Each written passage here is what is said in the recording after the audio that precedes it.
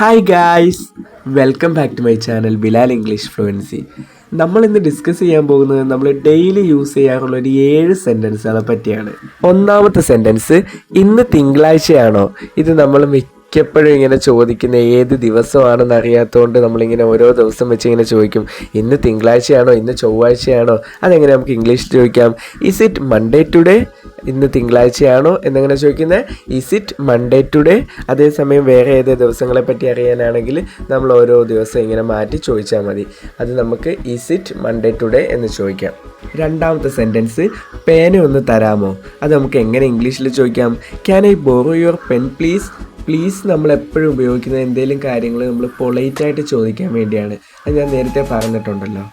മൂന്നാമത്തെ സെൻറ്റൻസ് എന്ന് പറഞ്ഞാൽ സമയം എത്രയായി. സമയം എത്രയായി എന്നുള്ളതിൻ്റെ ഇംഗ്ലീഷാണ് വാട്ട് ടൈം ഈസ് ഇറ്റ്. പിന്നെ നമ്മൾ ചോദിക്കാൻ പോകുമ്പോൾ ആ പുള്ളിയുടെ അറ്റൻഷൻ നമുക്ക് കിട്ടാൻ വേണ്ടി ആദ്യം നമുക്ക് ഇങ്ങനെ ചോദിക്കാം, excuse me, what time is it എന്ന് ചോദിക്കാം.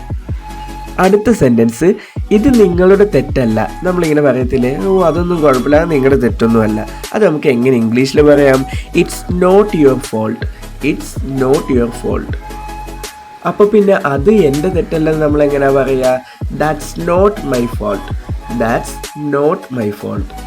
അതുപോലെ ക്ലാസ്സിലൊക്കെ നമ്മളിങ്ങനെ ലേറ്റായിട്ട് ചെല്ലുമ്പോൾ, അല്ലെങ്കിൽ എന്തെങ്കിലും ഫംഗ്ഷനൊക്കെ നമ്മളിങ്ങനെ ലേറ്റായിട്ട് ചെല്ലുമ്പോൾ നമ്മളിങ്ങനെ ചോദിക്കത്തില്ല, നമ്മൾ പെർമിഷൻ ചോദിച്ചിട്ടല്ലേ അകത്തോട്ട് കയറത്തുള്ളൂ.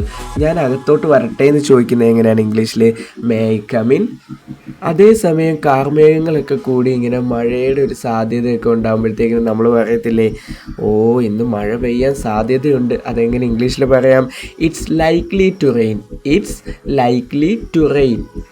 അതുപോലെ തന്നെ നേരത്തെ നമ്മുടെ നല്ല ക്ലോസ് ഫ്രണ്ട് ആയിരുന്നവർ പിന്നീട് സ്ട്രേഞ്ചേഴ്സ് ആവാറില്ലേ? അങ്ങനെയുള്ളവർ നമ്മൾ പിന്നീട് കാണുമ്പോൾ നമ്മളിങ്ങനെ കളിയാക്കിയാൽ ഇങ്ങനെ ചോദിക്കത്തില്ലേ, എന്നെ അറിയുമോ? അതെങ്ങനെ നമുക്ക് ഇംഗ്ലീഷിൽ ചോദിക്കാം?